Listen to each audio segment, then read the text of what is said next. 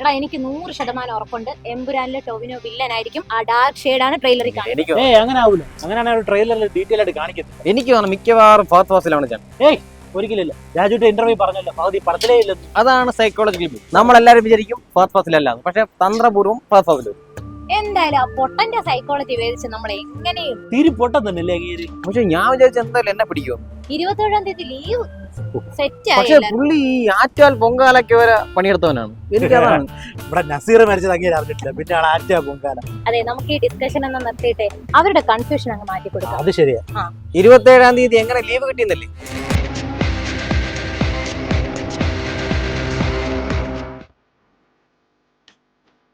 Sir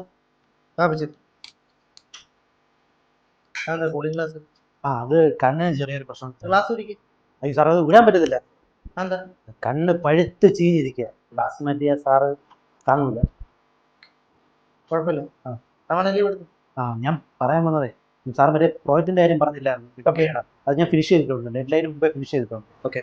27-ാം തീയതി ഞാൻ ലീവായിരുന്നു. എന്തിന്? ഞാൻ പറഞ്ഞില്ലേ കണ്ണിന്റെ സർജറി ആണ്. Okay okay.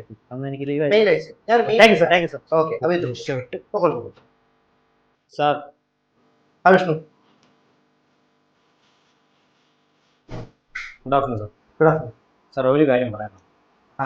ഈ വരുന്ന മാർച്ച് 27 എൻ്റെ കുടുംബത്തിൽ സാറിൻ്റെ കുടുംബം, പിന്നെ നമ്മുടെ കമ്പനിയിലെ ഓരോ സ്റ്റാഫിൻ്റെ കുടുംബത്തിന് ഉന്നമനത്തിന് വേണ്ടി, ഒപ്പം ഈ പുതിയ ഫിനാൻഷ്യൽ ഇയർ കമ്പനിയുടെ ഉന്നമനത്തിന് വേണ്ടി ഞാൻ പാറയപ്പള്ളി ധ്യാനത്തിൽ പോവുകയാണ് സാർ.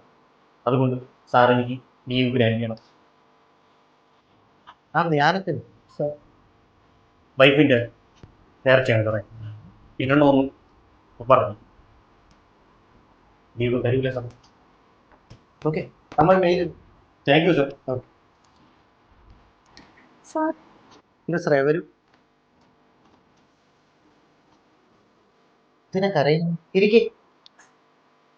ശ്രേയ ഒമ്മനൊരു വൃത്തിയുടെ പറഞ്ഞ ഇല്ല സാർ, എനിക്കൊരു പേഴ്സണൽ റിക്വസ്റ്റ് ഉണ്ട്. സാർ ഈ വരുന്ന 27-ാം തീയതി എൻ്റെ അമ്മയുടെ അവസാന ആഗ്രഹം നിറവേറ്റാൻ വേണ്ടി ഒരു ബിസ്ക്കറ്റ് കട തുടങ്ങാണ് എൻ്റെ മാമൻ. അയ്യോ, എന്താ ബിസ്ക്കറ്റിന്റെ പേര്? ദാക്ഷായണി ബിസ്ക്കറ്റ്. നല്ല പേര്.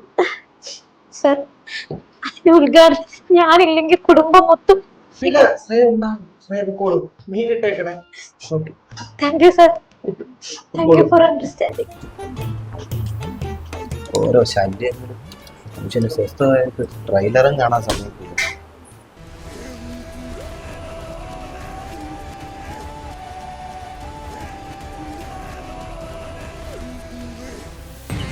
ഇരുപത്തേഴാം തീയതി നിങ്ങൾക്ക് എങ്ങോട്ടാണ് പോകണമെന്ന് എനിക്കറിയാം. ഞാനും ഇവിടെ ഉണ്ടാവും.